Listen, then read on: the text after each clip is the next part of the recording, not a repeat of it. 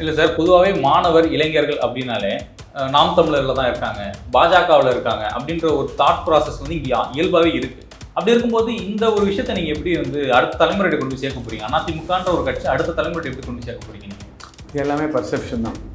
நான் என்ன சொல்கிறேன்னா, அதிமுகவில் ஏதாவது ஒரு கவுன்சிலராவது ஆகணும்னா முடியாது, ஆனால் அதிமுகவில் முடியும்.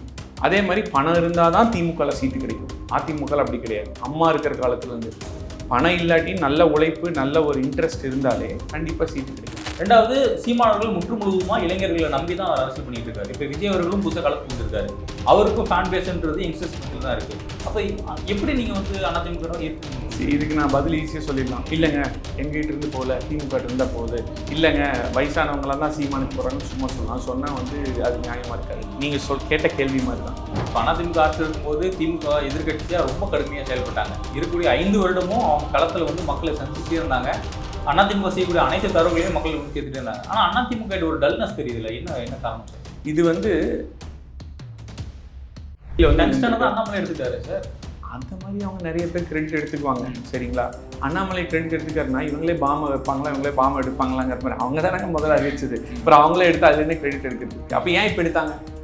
மக்களுக்கு எதிராக இருக்கு, அதனால எடுத்துட்டாங்க. அப்போ அறிவிக்கும் போது எடுத்துக்கலாம். இப்போ இந்த பொதுச் செயலாளரெல்லாம் எதிர்த்து கடுமையாக எதிர்த்தங்காட்டிக்கு இப்போ இவ்வளோ பெரிய பிரச்சனை ஆகுதுன்னு அந்த ஒரு பயத்தில் தான் எடுத்தாங்க. எல்லா பக்கம் ஒரு ஃபீல்டில் போயிட்டு தான் இருக்கு, எங்கேயுமே போகாமல். இது வந்து நீங்களாம் போகலை அப்படின்னு எங்கே போகுது? நான் சொல்லுவேன், அதிமுக ஆட்சி இருக்கும்போது திமுக பல்வேறு போராட்டங்கள் முன்னெடுத்தாங்க. மது ஒழிப்பு குடும்பத்தோட வந்து அதுதாங்க. நீங்க வந்து இல்லை திமுக தரப்பு என்ன சொல்றாங்கன்னா, காலை உணவு திட்டத்தை கொண்டு வந்ததுனால ஸ்டாலினர்கள் அப்பா கூப்பிடுறாங்க. பெண்களுக்கு இலவச சோறு போட்டா உடனே அப்பான்னு கூப்பிடுவாங்க. நம்ம மக்கள்னு சொல்றது ஒரு ஒரு ஒரு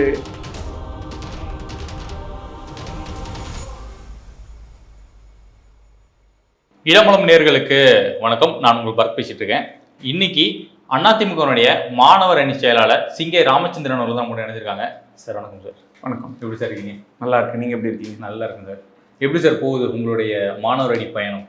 ரொம்ப நல்லா போயிட்டு இருக்கு. ஃபேண்டாஸ்டிக்காக எங்கள் எடப்பாடியார் அவரோட கைடன்ஸில், சப்போர்ட்டில், இன்புட்ஸில் ஃபேண்டாஸ்டிக்காக போயிட்டு இருக்கு. இல்லை சார், பொதுவாகவே மாணவர் இளைஞர்கள் அப்படின்னாலே நாம் தமிழரில் தான் இருக்காங்க, பாஜகவில் இருக்காங்க அப்படின்ற ஒரு தாட் ப்ராசஸ் வந்து இங்கே இயல்பாகவே இருக்குது. அப்படி இருக்கும்போது இந்த ஒரு விஷயத்தை நீங்கள் எப்படி வந்து அடுத்த தலைமுறையை கொண்டு போய் சேர்க்க போறீங்க? அதிமுகன்ற ஒரு கட்சி அடுத்த தலைமுறையை எப்படி கொண்டு போய் சேர்க்க போறீங்க நீங்கள்?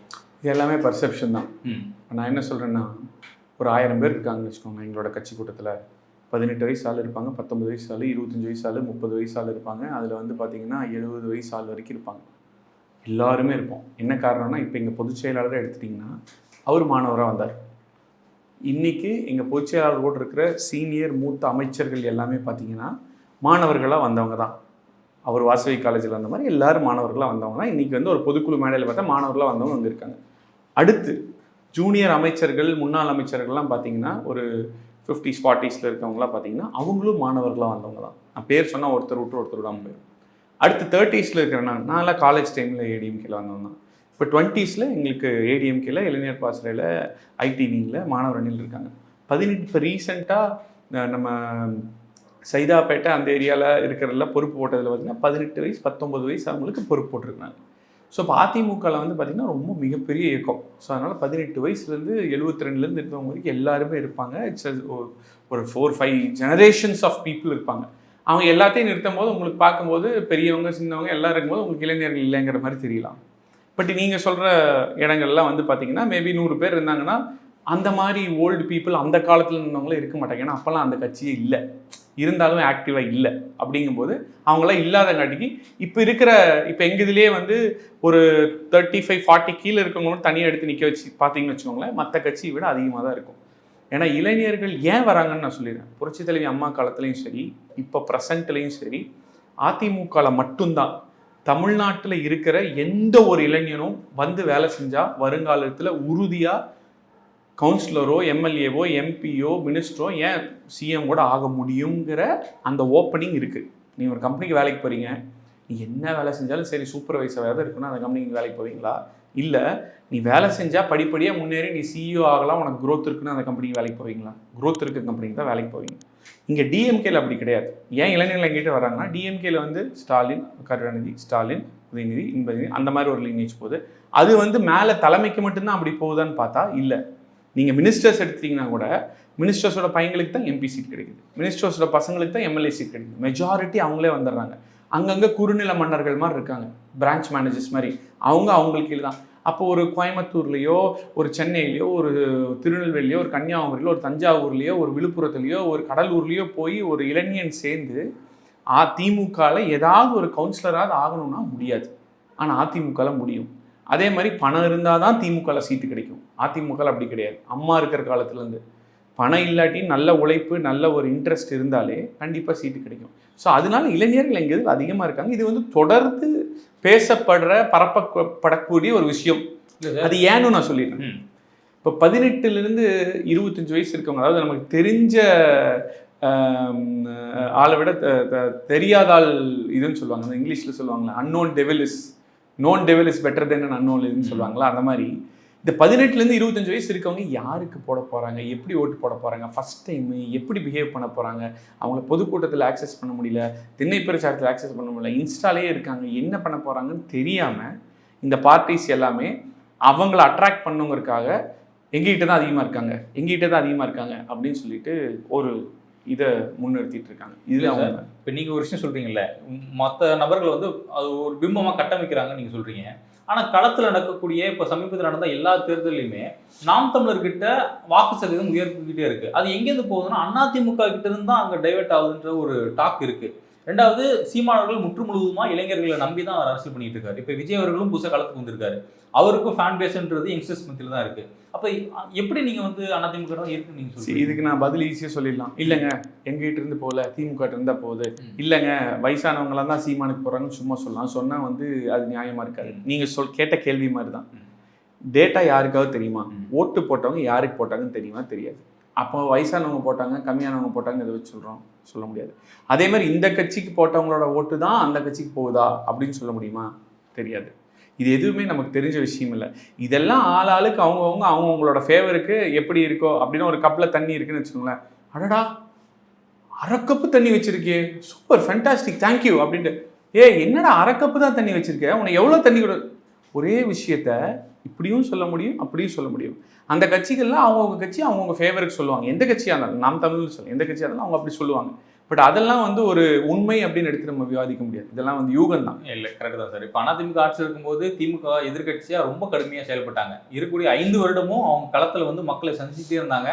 அதிமுக செய்யக்கூடிய அனைத்து தரவுகளையும் மக்கள் கொண்டு சேர்த்துட்டே இருந்தாங்க. ஆனால் அதிமுக ஒரு டல்னஸ் தெரியுதுல்ல, என்ன காரணம் சார்? இது வந்து கண்டினியூஸாக ஒரு செட் ஆஃப் யூடியூபர்ஸ் வச்சு சும்மா டல்னஸ் எங்கே டல்னஸ் தெரியுது? இப்போ அதிமுக மட்டும் இல்லைன்னா அந்த அந்த சார் பிரச்சனைலாம் அந்த மாணவிக்கு இருந்த அநீதி இது வெளியே வந்திருக்கு. இல்லை, அதை நான் ஒத்துக்கிறேன். அதிமுக மட்டும் இல்லைன்னா எங்கள் பொதுச்செயலாளர் டங்ஸ்டன் அந்த பிரச்சனையில போய் அவ்வளோ ஆக்ரோஷமாக சட்டசபையில் பேசி இது பண்ணலன்னா அதுக்கும் வந்து இந்த வெளியில வந்து அண்ணாமலை எடுத்துட்டாரு சார். அந்த மாதிரி அவங்க நிறைய பேர் கிரெடிட் எடுத்துக்குவாங்க. சரிங்களா? அண்ணாமலை கிரெடிட் எடுத்துக்காருன்னா இவங்களே பாம்பை வைப்பாங்களா, இவங்களே பாம்பை எடுப்பாங்களாங்கிற மாதிரி அவங்க தானே முதல்ல அறிவிச்சது. அப்புறம் அவங்களே எடுத்து அதுலேருந்து கிரெடிட் எடுக்கிறதுக்கு. அப்போ ஏன் இப்போ எடுத்தாங்க? மக்களுக்கு எதிராக இருக்கு, அதனால எடுத்துட்டாங்க. அப்போ அறிவிக்கும் போதே இருந்துக்கலாம். அப்படி இப்போ இந்த பொதுச் செயலாளரெல்லாம் கடுமையாக எதிர்த்தங்காட்டிக்கு இப்போ இவ்வளோ பெரிய பிரச்சனை ஆகுதுங்கிற அந்த ஒரு பயத்தில் தான் எடுத்தாங்க. இந்த மாதிரி எல்லா மக்கள் பிரச்சனைகளும் நம்ம தமிழ்நாடு தழுவிய ஆர்ப்பாட்டங்கள் வந்து கம்ப்ளீட்டாக நடந்தது. இபி ஹைக் எடுக்கும் போதாக இருக்கட்டும், விலைவாசி ஏறும் போதாக இருக்கட்டும், எல்லாத்துக்குமே கண்டினியூஸாக ஆர்ப்பாட்டங்கள் வந்துருக்கும். ஆனால் மக்களோட மக்களாக இருக்கிறது இன்றைக்கும் நாங்கள் தான். நீங்கள் வந்து ஒன்றும் இல்லை, சிம்பிளாக நீங்கள் கேள்வி கேட்குறீங்க. ஒரு நாள் சும்மா போய் சென்னைக்குள்ளே அப்படியே எல்லா வார்டுக்குள்ளே சும்மா போங்க, இன்னுமா கவுன்சிலர் வராரா, இதை வேலை என்ன சொன்னால் செய்கிறாரா, எப்படி இருக்கார், அணுகுனாங்க என்னன்னு கேட்டு பாருங்கள். ஏன்ப்பா இந்த தடவை இது ஃப்ளட்டு வந்துச்சுல முன்னாடி, கொஞ்சம் நாள் முன்னாடி கொஞ்சம் தண்ணியெல்லாம் தேங்கி போச்சு, அப்போ வந்து திமுககாரங்க வந்தாங்களா அதிமுககாரங்க வந்தாங்களான்னு கேட்டு பாருங்க. 100 பேர்கிட்ட கேளுங்க, கண்டிப்பாக மெஜாரிட்டி அதிமுக தான் வரும்னு சொல்லலாம். ஏன்னா எங்கள் கட்சியோட இயக்கமே அப்படி. மந்திரியாகவே எங்கள் கட்சியில் அமைச்சராகவே இருந்தாலும் கூட அவங்க வந்து பார்த்திங்கன்னா ரொம்ப ஒரு ஹம்பிளாக சிம்பிளாக ஒரு கவுன்சிலர் மாதிரி தான் அவங்க வேலை செய்வாங்க. எப்போ கூப்பிட்டாலும் வருவாங்க, போவாங்க, ஃபோன் எடுப்பாங்க. அந்த மாதிரி திமுக அப்படி இல்லை, குறுநில மன்னர்கள் மாதிரி தான் இருப்பாங்க. இது என்னென்னா, இது வந்து ஆர்கனைசேஷனல் பிஹேவியர்னு ஒரு கோர்ஸ் இருக்குது. அதாவது இப்போ நிறைய சாஃப்ட்வேர் கம்பெனிஸ் இருக்குது, டிசிஎஸ் இருக்குது, சிடிஎஸ் இருக்குது, இந்த மாதிரி நிறைய கம்பெனிஸ் இருக்குது. எல்லாமே ஐடி கம்பெனி தான், எல்லாமே வருமானம் இருக்கிற கம்பெனிஸ் தான், எல்லாத்துலேயும் எம்ப்ளாயீஸ் இருக்கிறாங்க. பட் ஒவ்வொரு கம்பெனிக்கும் ஒரு கல்ச்சர் இருக்கும். சில கம்பெனியில் நிறைய பேர் வேலையை விட்டு போவாங்க, சில கம்பெனியில் சேர்ந்தால் வேலையை விட்டே போக மாட்டாங்க. அது ஏன்னா அந்த கம்பெனி ஆரம்பிச்சதுலேருந்து அந்த கல்ச்சர் எப்படி பில்ட் பண்ணாங்க. சில பேர் எம்ப்ளாயிஸ் முக்கியத்துவம் கொடுக்க மாட்டாங்க, வேலை முக்கியமாங்க, மணி மைண்டடாக இருப்பாங்க. சில பேர் எம்ப்ளாயி வெல்னஸ் முக்கியத்துவம் கொடுப்பாங்க. இந்த மாதிரி அதிமுக ஆரம்பித்து புரட்சி தலைவர் காலத்திலிருந்தே பீப்புள் சர்வீஸுங்கிறத இங்கே கல்ச்சரே. இங்கே எங்கள் பொதுச் செயலாளர் இன்னைக்கு நாங்கள் யார் இம்ப்ரெஸ் பண்ணோனாலும் சரி, கட்சி வேலையை மக்கள் சேவை செஞ்சு தான் இம்ப்ரெஸ் பண்ண முடியும். அப்படி இம்ப்ரெஸ் பண்ணாதான் இருக்கும். திமுக மாதிரி போய் மருமகனை பார்க்கலாம் ரெக்கமெண்டேஷனுக்கு, ஸ்டாலின் அவங்களோட ஒய்ஃபை பார்க்கலாம் ரெக்கமெண்டேஷனுக்கு, உதயநிதி பார்க்கலாம் ரெக்கமெண்டேஷனுக்கு, சொந்தக்காரங்களை பார்க்கலாம் ரெக்கமெண்டேஷன், இப்படிலாம் பண்ணவே முடியாது. இங்கே ஒரே ஆள் அவர் தான். எப்படி புரட்சி தலைவி அம்மா வழியில் அவர் வந்தார், அவர் நல்லா ஒர்க் பண்ணால் க்ரோத். ஸோ அதனால இதெல்லாமே ஒரு இல்லை சொல்லிக்கிற விஷயங்கள் தான். புரியுது. பட் எடப்பாடி பழனிசாமி அவர்களோட ஆட்சியில் திமுக ரொம்ப வலுவாக இருந்தாங்க. நான் பல விஷயம் என்னால் சொல்ல முடியும். இப்போ வந்து நீங்க என்ன சொல்றது, நான் சொல்றேன். இல்லை சார், லாக்அப் டெத் நடந்தது, 8 வழிச்சாலை, இந்த மாதிரி பல போராட்டத்துக்கு ஸ்டாலின் அவர்கள் உள்ள வந்தாங்க. ஆனா எடப்பாடி அவர்கள் களத்துக்கே வரல. இல்ல அது யார் சொன்னாங்க? போராட்ட களத்துக்கு இது வரவே இல்லையா சார்? நாங்க பெருசா பார்த்து எனக்கு எப்படி இருக்குன்னா, நீங்க கேள்வியிலேயே ஒரு பயஸ் இருக்கு மாதிரி எனக்கு தோணுது. ஏன்னா களத்துக்கு வரலன்னு நீங்க சொல்றீங்க, ஓகே, நீங்க ஒரு ஜேர்னலிஸ்டா இருக்கீங்க, நீங்க கேள்வி கேட்குறீங்க. பரபரப்புக்காக நானும் இப்போ பரபரப்பாக பதில் சொல்லிடலாம், வியூஸ் வரலாம், மேபி தம்ப்நெயில் நல்லா வைக்கலாம், அதுக்கெல்லாம் ஹெல்ப்ஃபுல்லாக இருக்கலாம். ஆனால் நீங்கள் டேட்டா எடுத்து பாருங்க. முதலமைச்சர் ஆனதுக்கப்புறம் ஸ்டாலின் வந்தாரா? முதலமைச்சராக இருக்கிறப்போ எடப்பாடியார் வந்தாரா? யார் வந்தாங்க? எதிர்க்கட்சி தலைவராக இருக்கும். அப்போ நீங்கள் களத்துக்கே வரலன்னு சொல்கிறீங்க. எத்தனை போராட்டத்துக்கு போய் எடப்பாடியார் வந்து அந்த ஸ்டேடியத்தில், ராஜஸ்தான் ஸ்டேடியத்தில் இங்கே எல்லா பக்கம் நின்று ஒரு இதில் பேசும்போது மயக்கம் கூட போட்டார். எல்லாமே இருக்கு. எல்லா பக்கம் ஒரு ஃபீல்டில் போயிட்டு தான் இருக்காரு, எங்கேயுமே போகாமல் இல்லை. இது வந்து நீங்களாம் போகலை அப்படின்னு எங்கே போகல டக்குன்னு நான் சொல்லுவேன். அதிமுக ஆட்சி இருக்கும்போது திமுக பல்வேறு போராட்டங்கள் முன்னெடுத்தாங்க. மது ஒழிப்பு குடும்பத்தோட வந்து அதுதாங்க. நீங்க வந்து லெட்டஸ்ட் கம்ப்யூட்டர் அதுக்கு போறதுக்கு முன்னாடி இந்த பாயிண்ட்டை முடிச்சிருவோம். இது வந்து வரலன்னு நீங்க உருவாக்குற பெர்செப்ஷன் தான். வராமலாம் அவர் இல்லை. He is approachable, he is always available, he is going and meeting people. அந்த மாதிரி தான் இப்போ வரைக்கும் இருந்திருக்காரு. முதலமைச்சர் ப்ரெஸ் மீட்னஸ் வரலன்னு சொல்றீங்களா? நான் கேட்குறேன், மனசாட்சிங்க கை வச்சு மனசாட்சிக்கு விரோதம் இல்லாமல் சொல்லுங்க. எத்தனை ப்ரெஸ் மீட் ஸ்டாலின் முதலமைச்சராக நீ கொடுத்துருக்காரு சொல்லுங்க? எனக்கு தெரிஞ்சு ஒரு 10-15 கொடுத்துருப்பாரு. எத்தனை வருஷத்துல? இந்த ஒரு 4.5 வருஷத்துல. எடப்பாடியார் எத்தனை ப்ரெஸ் மீட் கொடுத்துருக்காரு? அது ப்ரெஸ் மக்கள் அதிகமாக சந்திக்கிறாரு. 150 ப்ரெஸ் மீட் கொடுத்துருப்பாரு. ப்ரெஸ் மக்களை எங்கே சந்திக்கிறாரு? அவர் வந்து ஒரு ஃபங்க்ஷனுக்கு போயிட்டு வந்து சந்திக்கிறாரு, ஒரு போராட்டத்துக்கு போயிட்டு வந்து சந்திக்கிறாரு, ஒரு கட்சி ஃபங்க்ஷனுக்கு போயிட்டு வந்து சந்திக்கிறாரு. வீட்லயே உட்காந்து சந்திக்கலையே. இது வரைக்கும் ஸ்டாலின் அவர்கள் வீடியோஸ் மட்டும் தான் போட்டு வந்திருக்காரு. நேற்று கூட ஒரு வீடியோ வந்துச்சு. அதுக்கு வருவோம் அவசரப்படாது, அதுக்கு வருவோம். அப்படின்னா இவர் களத்தில் இருக்காரா, அவர் களத்தில் இருக்காரா? இன்னொன்னு, இன்னைக்கு விவசாயிகள் அத்திக்கடவு அவிநாசி திட்டம் ஸ்டாலின் அவங்களோட அப்பா கருணாநிதியே முடியாது, இந்த திட்டம்லாம் செயல்படுத்தவே முடியாதுன்னு சொன்ன திட்டத்தை செயல்படுத்தி காமிச்சு 60 ஆண்டுகள் பிரச்சனையில் செயல்படுத்தினது பார்த்தா அங்கே இருக்கிற ஊர்க்கூட்டம் போட்டு, ஒவ்வொரு ஊரில் விவசாயிகள் கூட்டம் போட்டு அவங்க உற்பத்தி இது அறுவடை எடுத்துகிட்டு வந்து அவருக்கு பரிசாக கொடுத்து அத்தனை பேர் நடத்துகிறாங்க. அந்த ஈவெண்ட் பொலிட்டிக்கல் ஈவெண்ட் இல்லை. அதில் வந்து ஒரு 2-3 பேர் தான் இருந்தாங்க. நாங்களாம் கூட வெளியே தான் இருக்கோம். நீங்களாம் என்னையும் கூட அங்கே பார்த்துருக்க முடியாது. ரைட்டா? அது களமா இல்லையா? ஏன் அவங்க அப்படி பண்ணுறாங்க? இன்னைக்கு இளைஞர் பாஸ், நீங்கள் இளைஞர்கள்னு சொல்லிட்டு இருந்தீங்களா? இளைஞர் இளம்பெண்கள் பாசறை 40,000 பேர் வேலூரில் 6 மணிக்கு 40,000 இளைஞர்கள். மொத்த தமிழ்நாடு இல்லைங்க, வெறும் அங்கே 10 மாவட்டத்தில் இருக்கிறவங்க மட்டும் அந்த ஒரு மண்டலம் மாநாடு 40,000 பேர் இளைஞர்கள் வராங்க. எடப்பாடியார் போறாரு. எங்க களத்தில் இல்லைன்னு சொல்றீங்க? எனக்கு புதுசா இருக்கு. அதுதான், நீங்க அப்டேட் ஆகிக்கோங்க. ஸோ இது வந்து இது ஆல்ரெடி வந்து பேப்பர்ல வந்துருச்சு, நியூஸ்ல வந்துருச்சு, டிவியில வந்துருச்சு, எல்லாத்துலயும் வந்துருச்சு. அதுக்கு நான் என்ன பண்ண முடியும்? நம்ம வந்து ஒவ்வொருத்தருகிட்ட இப்படி காமிக்க முடியாதுல்ல. அவங்க தான் அப்டேட். ஆனா திமுக அந்த விளம்பரம்ன்றதை கரெக்டா பண்றாங்க. அதுக்கு காரணம் அவங்க மீடியா கையில் வச்சிருக்காங்க. உங்ககிட்ட அந்த மீடியா பவர்ங்கிறது இல்லையா? இல்ல, திமுக வந்து ஆட்சியில் இருக்கும்போது எல்லா மீடியாவும் சந்தோஷமா சப்போர்ட் பண்றாங்கன்னு நான் சொல்லல. அவங்க வந்து மிரட்டுறாங்க இல்லையா? இல்லைனா வந்து இதை கட் பண்ணிடுவோம், அதை கட் பண்ணிடுவோம், மிரட்டி நிறைய மீடியா வச்சிருக்காங்க. மீடியா ஃப்ரெண்ட்ஸ் உங்களுக்கு இல்லையா? நீங்க பேசி பாருங்க, ஆஃப் த ரெக்கார்ட் நீங்க பேசி பாருங்க, அவங்க என்ன சொல்றாங்க உங்களுக்கு தெரியும். Right sir. இப்போ நேற்று வந்து உங்களில் ஒருவன் சொல்லி முதலமைச்சர் ஒரு வீடியோ ஒன்று போடுறாரு. அதில் போடும்போது சொல்றாரு, என்னைய வந்து எல்லாரும் பல பட்டப்பேர் வச்சு கூப்பிட்றாங்க, ஆனால் என்னை அப்பான்னு கூப்பிடுறது எனக்கு ரொம்ப பிடிச்சிருக்கு. என்னை இளைஞர்கள் வந்து என்னை அப்பான்னு கூப்பிடுறாங்க, அது ஒன்றும் தப்பான வார்த்தை கிடையாது, இனி அந்த மாதிரி கூப்பிடுங்க அப்படின்றாரு. இந்த விஷயத்தை நீங்க எப்படி பாக்குறீங்க? அவர் சொல்றது உண்மைதானுங்க. அவர் அப்பான்னு தாங்க கூப்பிடுறாங்க. கண்டிப்பா எல்லாரும் அப்பான்னு தான் கூப்பிடுறாங்க. யார் நான் சொல்றதுல யார் கூப்பிடுறாங்கன்னு மட்டும் சொல்லுங்க. அப்போ நம்ம ஒரு கன்சென்சஸ்க்கு வந்துடுவோம். இந்த அண்ணா யூனிவர்சிட்டி பல்கலைக்கழகத்தில் பாதிக்கப்பட்டுச்சுல பொண்ணு, அந்த பொண்ணு அப்பான்னு கூப்பிடுதா? இல்லை தஞ்சாவூரில் 43 மாணவிகள் 9வது 10வது படிக்கிற மாணவிகள் பாலியல் வன்கொடுமையினால பாதிக்கப்பட்டு 2 மாதம் எஃப்ஐஆர் போடாமல் அவங்க பேரண்ட்ஸ் போராட்டப்பட்டாங்களே, அந்த 43 பெண்கள் கூப்பிட்றாங்களா? இல்லை நீட் விலக்கு தர்றேன்னு சொல்லிட்டு தராமல் 7.5% தான் சமாளிச்சுட்டு இருக்காங்க இப்போ வரைக்கும், தராமல் எத்தனையோ பேரை ஏமாத்துனாங்களே அந்த பெண்கள் யாராவது அப்பான்னு கூப்பிட்றாங்களா? இல்லை தஞ்சாவூர் பாலக்கோடில் இருக்கிற ஒரு அரசு பள்ளியில் போயிட்டு மேலே பாத்ரூம் பழங்குடி பள்ளி மாணவிகளை பாத்ரூம் கழுவ சொன்னாங்களே அந்த பெண்கள் அப்பான்னு கூப்பிட்றாங்களா? இல்லை நம்ம சிவகங்கையில் இருக்கிற அரசு பள்ளியில் ஒழுகுதுன்னு சொல்லிட்டு தலையில் வந்து தட்டை வச்சுட்டு உட்காந்துருக்காங்களே அந்த பெண்கள் அப்பான்னு கூப்பிட்றாங்களா? இல்லை திருச்சுழியில் இடமே இல்லை உள்ள கிளாஸ் எடுக்கிறதுக்குன்னு அரசு பள்ளியிலேருந்து வந்து ரோட்டில் உட்காந்துருக்காங்களே அந்த பெண்கள் அப்பான்னு கூப்பிட்றாங்களா? இல்லை 30 வயசுக்கு கம்மியாக இருக்கிற எல்லாருக்கும் கல்வி கடன் ரத்து பண்ணுறேன்னு மிகப்பெரிய பொய் சொல்லி ஜெயிச்சு 4 வருஷம் வரைக்கும் இப்போ வரைக்கும் ரத்து பண்ணாமல் இருக்காங்களே அந்த குழந்தைகள் மாணவர்கள் அப்பான்னு கூப்பிட்றாங்களா? யார் அப்பான்னு கூப்பிட்றான்னு மட்டும் நீங்கள் சொல்லிடுங்க, நான் ஒத்துக்கிறேன். இல்லை சார், திமுக தரப்பு என்ன சொல்கிறாங்கன்னா காலை உணவு திட்டத்தை கொண்டு வந்ததுனால ஸ்டாலின் அவர்கள் அப்பான்னு கூப்பிட்றாங்க. பெண்களுக்கு இலவச சோறு போட்டா உடனே அப்பான்னு கூப்பிடுவாங்க நம்ம மக்கள்னு சொல்றது ஒரு ஜெயலலிதா அம்மையார் இலவச உணவகம்னு ஒரு விஷயத்தை கொண்டு வராங்க, அம்மா உணவு ஒன்று கொண்டு வராங்க. அந்த உணவு போட்டதுனால தான் நம்ம அவங்கள மனசார அம்மான்னு கூப்பிடக்கூடிய பல மக்களை பார்க்க முடியும். அவங்க அதனால மட்டும் அம்மான்னு கூப்பிடலங்க, அம்மா உணவகம்னு அதுக்கு பேரே வச்சாங்க. அவங்க ரொம்ப நாளா அம்மான்னு எல்லாரும் கூப்பிட்டாங்க. இது 2 விஷயம் இருக்குங்க. காப்பி அடிக்கலாம், ஓரளவு காப்பி அடிக்கலாம், சரிங்களா? அடிச்சாங்க காப்பி அடிக்கக்கூடாது. அவங்கள வந்து டே 1 நான் சொல்றேன், புரட்சி தலைவி அம்மா அவர்கள் 91 வந்தாங்க இல்லையா, வந்தோடனே டே 1 அவங்க தான் அம்மா அப்படின்னு தமிழக மக்கள் சொல்லல. It's an evolving process. Over a period of time அவங்களோட நடவடிக்கைகள், திட்டங்கள், செயல்பாடுகள் இது எல்லாத்தையும் பார்த்து ஒரு எக்ஸாம்பிளுக்கு சொல்லணும்னா அவங்க வந்து பார்த்திங்கன்னா பிறக்கிறப்ப குழந்தைக்கு ஏபிசி கிட்டு கொடுத்தாங்க அவங்களுக்கு. அப்புறம் அந்த கர்ப்பமாக இருக்கிற பெண்களுக்கு ஊட்டச்சத்து அது ஒரு தனியாக ஒரு இது பண்ணாங்க. அது முடிஞ்சதுக்கப்புறம் தொட்டில் அதுக்கு முன்னாடியே பிறந்து சப்போஸ் அப்பா அம்மாலாம் தொட்டில் கிளந்தி திட்டம் கொண்டு வந்தாங்க. அதுதான் ஒரு ஃபர்ஸ்ட் பிள்ளையார் சொல்லியே ஒரு தாய் மாதிரி திங்க் பண்ணுறாங்கன்னு அதை மதர் தெரசாவே பாராட்டாங்க. அதுக்கப்புறம் இது பண்ணாங்க. அதுக்கு அடுத்த லெவல் வந்து பார்த்தீங்கன்னா பள்ளி மாணவர்களுக்கு தேவையான சீருடைகள் அதெல்லாம் கொடுத்தாங்க. அதுக்கு அடுத்த லெவல் வந்து பார்த்தீங்கன்னா அவங்களுக்கு தேவையான சைக்கிள், லேப்டாப் இதெல்லாம் கொடுத்தாங்க. அதுக்கு அடுத்த லெவல் பார்த்தீங்கன்னா பெண்கள் வீட்டில் வந்து மிக்சி, கிரைண்டர், ஃபேனு இதெல்லாம் தேவையானதெல்லாம் கொடுத்தாங்க. அதுக்கு அடுத்த லெவல் பார்த்தீங்கன்னா தாலிக்கு தங்க கல்யாணம் பண்ண கொடுத்தாங்க. அதுக்கு அடுத்த லெவல் திருமண உதவித்தொகை கொடுத்தாங்க. அதுக்கு அடுத்த லெவல் பார்த்தீங்கன்னா ஸ்கூட்டி இது போட்டாங்க. அதுக்கு அடுத்த லெவல் நீங்கள் வேலைக்கு போக பாதுகாப்பாக இருக்குன்னு சொல்லிட்டு அம்மா பேட்ரோல்னு சொல்லி இது போட்டாங்க. அதே வழியில் இப்போ எடப்பாடியார் மினி கிளினிக்னு ஒன்று. ஸோ இந்த மாதிரி வந்து ஓவராலாக இவ்வளோ விஷயங்கள் ஒரு பேரண்ட் எப்படி திங்க் பண்ணி பண்ணுவாங்களோ அந்த மாதிரி பண்ணுறாங்கன்னு சொல்லி தான் அம்மா. இப்போ நீங்கள் ஒன்றும் இல்லை, சேலஞ்ச் இடம் வளம் சேனலுக்கு உங்களுக்கு ஒரு சேலஞ்ச். இந்த சேலஞ்சை நீங்கள் அக்செப்ட் பண்ணிக்கிறீங்கன்னா பண்ணுங்க, அக்செப்ட் பண்ணிக்கணும். நீங்கள் இந்த கேள்வி கேட்குறாங்க.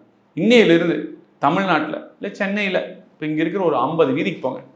நீங்கள் போயிட்டு ஸ்டாலினோட படம் இருக்கு இல்லையா, இது காமிச்சது யாருன்னு கேளுங்க. 100க்கு 100 பேர் ஸ்டாலின்னு சொல்லுவாங்க.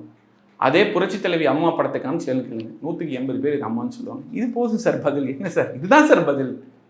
யார் ஒரு லீடருக்கு ஃபாலோவர் பேர் தான் சொல்லுவாங்களா அம்மான்னு? ஆமாம், மற்ற திமுக கட்சிக்காரர் 20 பேர் இருப்பாங்களா, அவன் சொல்ல மாட்டாங்கல்ல. இல்லை, இங்கே ஸ்டாலின் வரும்போது 100க்கு 100ன்ட்டீங்களே, அது அவரோட பேர் இல்லை. அவரோட பேரு, என் பேர் ராமச்சந்திரன், உங்க பேர் பரத், அதை மாற்ற முடியாது. கரெக்டா? திமுக காரங்களை அம்மான்னு சொன்னாலும் சொன்னா அதுலேயே நான் 20 பேரா சொல்ல, சில திமுக காரங்க அதுவும் சொல்லிடுவாங்க. கரெக்ட், அவன் அந்த அம்மா அப்படின்னு மேபி சொல்லுவாங்களா, ஆனால் அம்மான்னு தான் சொல்லுவாங்க. கரெக்டா? அந்த 20 பேர் இந்த ஹார்ட் கோர் திமுக காரங்க நம்ம ஈகோ எப்படி வெட்டி கொடுக்குறாங்க அவங்க சொல்லாமல் இருக்கலாம், ஆனால் ஒருத்தர் கூட அப்பான்னு சொல்ல மாட்டாங்க. அப்போ இதுதான் மக்கள் சொல்றது. நம்ம என்ன வேணா சொல்லிக்கலாம், நீங்க நாளைக்கு சொல்லிக்கலாம். இப்போ வந்து பரத்தை வந்துட்டு அண்ணான்னு தான் என்னை எல்லாரும் கூப்பிடுவாங்க, என்ன ஒரு நான் இதாக பார்க்குறாங்க அப்படி நீங்கள் சொல்லிக்கலாம். நான் கூப்பிடணும்ல, அதானே கரெக்டு. இப்போ நான் சொன்ன பாதிக்கப்பட்ட இத்தனை பேர் கடந்த 100 நாளில் 63 பாலியல் வன்புணர்வு சம்பவம் நடந்திருக்கு சார். மாணவிகளுக்கு மட்டும் 100க்கு மேலே இருக்குது. பெண்கள்லாம் எடுத்திங்கன்னா 63 மாணவிகளுக்கு மட்டும் நடந்திருக்கு. 49 பள்ளி குழந்தைகள், 4 வயசு குழந்தை அப்பான்னு கூப்பிடுமா இவரை? 13 வயசு சிறுமி கிருஷ்ணகிரியில் 3 பேர் அப்பான்னு கூப்பிடுமா இவரை? சார் நான் என்ன சொல்லலாம், ரியாலிட்டிக்கும் இவங்க சொல்கிறதுக்கும் சம்மந்தமே இல்லாமல் இருக்கு. நீங்கள் செக் பண்ணுங்கள். நான் சொன்ன சேலஞ்ச் அக்செப்ட் பண்ணிக்கிறீங்களா?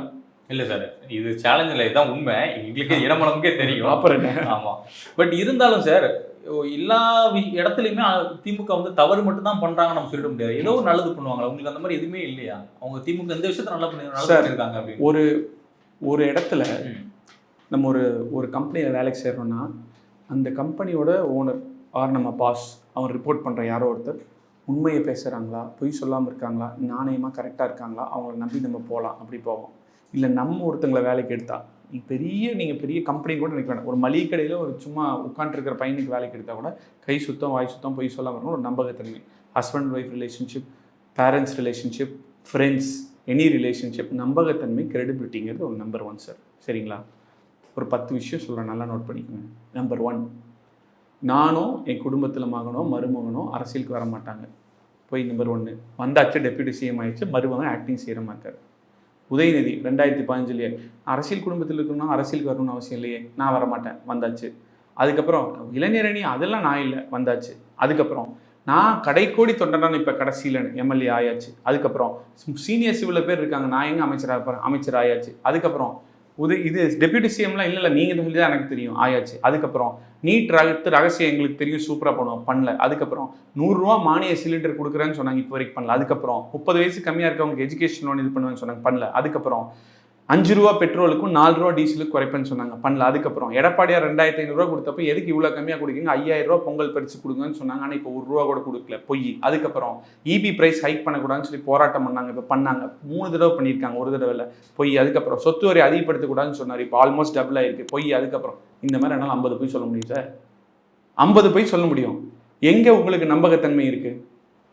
ஒருத்தங்க மேலே முதல் நம்பிக்கை இருந்தால் தான் அவன் என்ன செய்கிறாங்கிறதே பார்க்க முடியும். புரியுதா சார்? இந்த எலெக்ஷன்லேயே வருவாங்க, எதேதோ சொல்லுவாங்க, பட் ஆனால் செய்ய மாட்டாங்க. அன்பில் மகேஷிட்ட லேப்டாப்பை பற்றி 4 வருஷமாக கேட்குறாங்க நிருபர்கள் கேள்வி. லேப்டாப் கொடுக்கலாமா டேப் கொடுக்கலாமான்னு யோசிச்சுட்டு இருக்கோம், ஒரு பதில். எத்தனை லேப்டாப்னு கணக்கு எடுத்துகிட்டு இருக்கோம், 2வது பதில். இவ்வளோ லேப்டாப்பை அவ்வளோ சீக்கிரம் பண்ணி கொடுக்கறதுக்கான கம்பெனிகள் தேடிட்டு இருக்கோம், 3வது பதில். நிதி அலோகேஷன் பற்றி பேசிகிட்டு இருக்கோம், 4வது பதில். இப்படி தான் வந்துட்டு இருக்கு. இன்னைக்கு வரைக்கும் லேப்டாப் வரல, 3-4 ஆண்டு ஆகிப்போச்சு. ஆனால் நீங்கள் லேப்டாப்பு பள்ளி மாணவர்கள் அப்பானெல்லாம் கூப்பிடணும்னு நினைக்கிறீங்க, தப்பு கிடையாது, உங்களுக்கு ஆசைகள் இருக்குது, அது உங்கள் ஆசை. ஆனால் இது எதுவுமே கொடுக்கல. ஆனால் டாஸ்மார்க்கும் மூடுவோம், டாஸ்மார்க்கில் இருக்கிறத குறைப்போம், இழுத்து மூடுவோம்னு சொன்னாங்களா இல்லையா? கனிமொழி, ஸ்டாலின், எல்லாருமே சொன்னாங்க, தெளிவாக சொன்னாங்க. நீங்கள் ஒத்துக்கிறீங்களா? ஒத்துக்கிறேன், முடிச்சு ஒத்துக்கிறீங்களா? அப்போ இப்போ என்ன பண்ணுறாங்க, இதுக்கெல்லாம் காசு இல்லையா, டாஸ்மார்க்கை கணினி மையமாக்கிறதுக்கு 294 கோடி அலோகேட் பண்ணி கணினி மையமாற்றி புனரமைக்கிறோம் அப்படின்னு சொல்கிறாங்க. மது பிரியர்களுக்காக. நான் சொன்னது மது பிரியர்களுக்காக அவங்க என்னமோ பண்ணிட்டோம். அவங்க என்ன சொன்னாங்க, இங்கே லேப்டாப் கொடுக்குற காசு இல்லை, ஆனால் அங்கே டாஸ்மார்க்கு 294 கோடி கொடுக்குற காசு இருக்குது.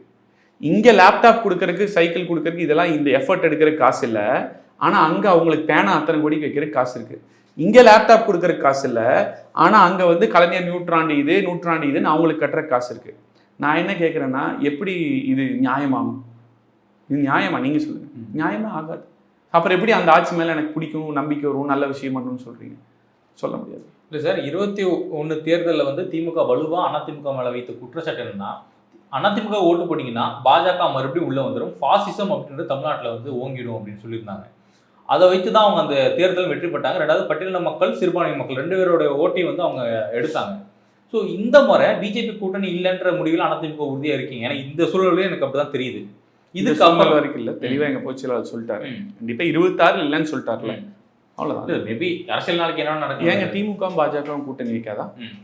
உங்களை கேட்குறேன். இல்லை சார், இப்போ இருக்க நிலைமைக்கு கண்டிப்பாக வைக்க வாய்ப்பு இல்லை. ஏன்னா தொடர்ந்து எடுத்துக்கிட்டு இருக்காரு, நம்ம வலுவாக பார்த்துட்டு இருக்கோம். நாங்களும் எடுத்துகிட்டு தாங்க இருக்கோம். ஏன்னா இதுலேயே நான் அப்புறம் பயஸ் கொஸ்டினில் ஒரு பயஸ் நான் பார்க்குறேன் இதுலேயும், ரைட்டுங்களா? என்னென்னா இருக்குன்னா இருக்குது, இல்லைன்னா இல்லை, வெரி சிம்பிள், கரெக்டுங்களா? அது வந்து இதுக்கு மேலே வைக்கலாமா? இப்போ திமுகவோட தான் வைக்கலாம். ஏன் எங்களை மட்டும் சொல்கிறீங்க? சார், மக்களோட பார்வைன்னு ஒரு விஷயம். மக்களோட பார்வை உங்களுக்கு எப்படிங்க தெரியும்? ஆளாளுக்கு கேள்வி கேட்குறவங்க பூரா நீங்களே மக்களோட பார்வையாக எடுத்துறீங்க. மக்களோட பார்வை தெரியணும்னா ஃபுல்லாக கிரவுண்ட் ஒர்க் பண்ணி செஃபாலஜிஸ்ட் மாதிரி ரிப்போர்ட் எடுத்து சர்வே எடுத்து அதை நாங்கள் பண்ணிட்டு இருக்கோம். நான் இங்கே உட்காந்து பேசிட்டு இருக்கேன்னா எங்களுக்கு தெரியும் ground report. We have psephologist, we have team who can give us ground report. What is the rule? இன்னைக்கு திமுக மேலே என்ன அதிருப்தி இருக்குது, என்ன பிடிக்குது, என்ன பிடிக்கல, அதிமுக என்ன பண்ணணும்னு மக்கள் எதிர்பார்க்குறாங்க அளவுக்கு இருக்குது. But I cannot share every thing, right? So அதோட பேசிட்டு இருக்கோம். மக்களோட பார்வை அப்படின்னு நீங்களே சொல்லிடக்கூடாது.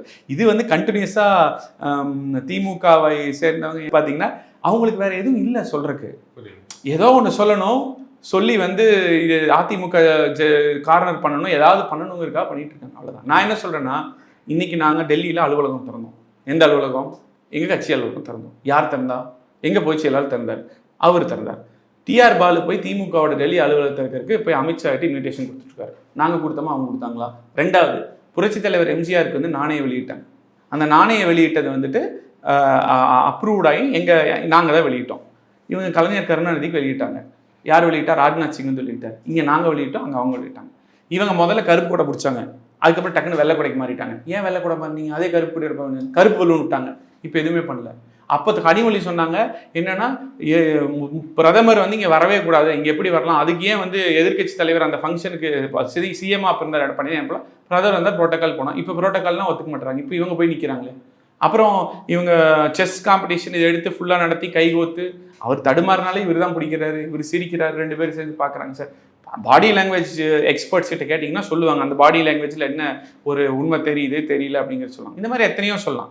இவ்வளோ டேட்டா அண்ட் ஃபேக்ட்ஸ் இருக்கும்போது இது யார் கூட இருக்காங்கிறது மக்கள் முடிவு பண்ணிட்டு நான் எதுவும் சொல்ல விரும்பல. சார் நிறைய ஒரே ஒரு கேள்வி, 2026 சட்டமன்ற தேர்தலில் எதற்காக மக்கள் அதிமுகவை தேர்ந்தெடுக்கணும்னு நீங்கள் நினைக்கிறீங்க? எதுக்காக மீண்டும் எடப்பாடி பழனிசாமி அவர்களை முதலமைச்சர் ஆக்கணும்னு நீங்கள் நினைக்கிறீங்க? ரொம்ப சிம்பிள் சார். 3 விஷயம். 1, இந்த 4 வருஷம் திமுகவும் திமுக குடும்பமும் கொள்ளையடித்து தமிழ்நாட்டை முடிச்சுக்கிட்டு இருக்கு. நான் டேட்டாவை சொல்கிறேன். 2020-21 அப்போ 4,56,660 கோடி தமிழ்நாட்டோட கடன். 2024-25 8,33,320 கோடி. 4 லட்சம் கோடி கடன் வாங்கியிருக்காங்க. இந்த பக்கம் கரண்ட் பில்லை 3 தடவை ஏற்றிருக்காங்க, பால் விலையை ஏற்றிருக்காங்க, டபுள் ஆயிருக்கு வீட்டு வரி, டாஸ்மார்க் வருமானத்தை 30,000 50,000 ஏற்றிருக்காங்க, கடனும் ஆயிருக்கு, டாஸ்மார்க்ல வருமானம் வாங்கிருக்கு, கடனும் வாங்கியிருக்காங்க. ஆனால் அந்த மக்களுக்கும் கொடுக்கல. மொத்தம் அப்புறம் அவங்க சொன்ன எதுவுமே பண்ணல. நான் உங்களுக்கு லிஸ்ட் போட்டு சொன்னேன். கல்வி கடனாக இருக்கட்டும், கேஸ் மானியம் கொடுக்கறதா இருக்கட்டும், இல்லை வந்து பெட்ரோல் டீசல் விலை குறிக்கிறதா இருக்கட்டும், இந்த மாதிரி பல லிஸ்ட் இருக்கு. நகைக்கடனே எல்லாருக்குமே அவங்க தள்ளுபடி பண்ணல, சரிங்களா? லேப்டாப் கொடுக்கறதா இருக்கட்டும், எத்தனையோ விஷயங்கள் அவங்க பண்ணல. பொய் அப்படின்னா திமுக ஸ்டாலின் உதயநிதி திமுக ஸ்டாலின்னா பொய். இதுதான் நடக்குது. இவங்க ஆட்சிக்கு வந்தால் திரும்ப அவங்க குடும்ப மக்கள் நல்லா இருக்கணுங்கிறது அவங்களோட அல்டிமேட் ஃபோக்கஸாக இருக்கும். ஏன்னா ஒன்றுமே இல்லாமல் வந்தவங்க இன்னைக்கு உலக பணக்கார லிஸ்ட் இருக்காங்க. அவங்கள வெளியே அனுப்பணும்னா அதுக்கான மாற்று சக்தி அதிமுக மட்டும்தான், எடப்பாடியார் மட்டும்தான். இதை தாண்டி யாருக்கு ஒரு ஓட்டு போட்டாலும் அவங்களால ஆட்சி அமைக்க முடியாது. கிணத்துல போடுற மாதிரி தான். யாருக்கு போட்டாலும் சரி, எந்த கட்சிக்கு போட்டாலும் சரி, 1% வாங்கினாலும் சரி, 10% வாங்கினாலும் சரி, அதனால 10 பைசா பிரயோஜனம் இல்லை. திமுக எதிர்ப்பாக மாறாது, கிணத்துல போட்ட ஓட்டு மாதிரி தான். அதனால அதிமுகவுக்கும் எடப்பாடியாருக்கும் ஓட்டு போட்டால் மட்டும்தான் திமுக வெளியே போகும். மொதல் ஸ்ட்ராங் பாயிண்ட். அவங்க ஏன் வெளியே போகணும்னு சொல்லிட்டேன். 2வது, கொரோனா சமயத்திலையும் சரி இப்போ வரைக்கும் சரி யாருமே அந்த 4 ஆண்டு கால 2 மாத ஆட்சி அவர் பண்ணதை மோசம்னு சொல்லவே இல்லை. இப்போ போய் சர்வே எடுத்தாலும் என்ன சொல்கிறாங்க, ரொம்ப டீசெண்டான ஆளுங்க, சிம்பிளாக இருக்காரு, சிரிச்ச முகம், போய் அணுக முடியுது, எதுனாலும் ரொம்ப ஒரு அப்ரோச்சபிள் டீசென்ட் நைஸ் பர்சன், அவங்களுக்கு ஒன்றும் தப்பு இல்லை. அவர் நல்லா கொரோனா சமயத்தில் கூட மக்களுக்கெல்லாம் ரேஷன் ஃப்ரீயாக கொடுத்தாரு, பொருள்கள்லாம் கொடுத்தாரு, நல்ல ஆட்சி தான் பண்ணார், ஒன்றும் தப்பு சொல்கிற மாதிரி இல்லை. அது வந்து நான் சொல்கிற அதிமுக காரனா நீங்கள் நினைக்க வேணாம். 2006-11 திமுக வந்து எத்தனை வருஷம் ஆட்சி பண்ணாங்க?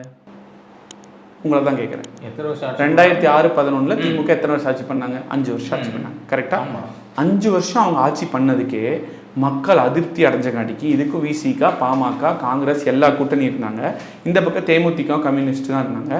மக்கள் அதிருப்தி 5 வருஷத்துலேயே ஆகி எதிர்கட்சி அந்தஸ்தில் இருந்தாங்க. அதுக்கப்புறம் நாங்கள் 10 வருஷம் ஆட்சி பண்ணியிருக்கோம். 10 வருஷம் ஆட்சி பண்ணியிருந்தா அந்த 5 வருஷம் அதிருப்தியோட இது 2 மடங்கு அதிருப்தி அதிகமாக இருக்கணுமா? சார் முடிச்சிடறேன். 2 வருஷம்ன்றது முடிச்சிடறேன்.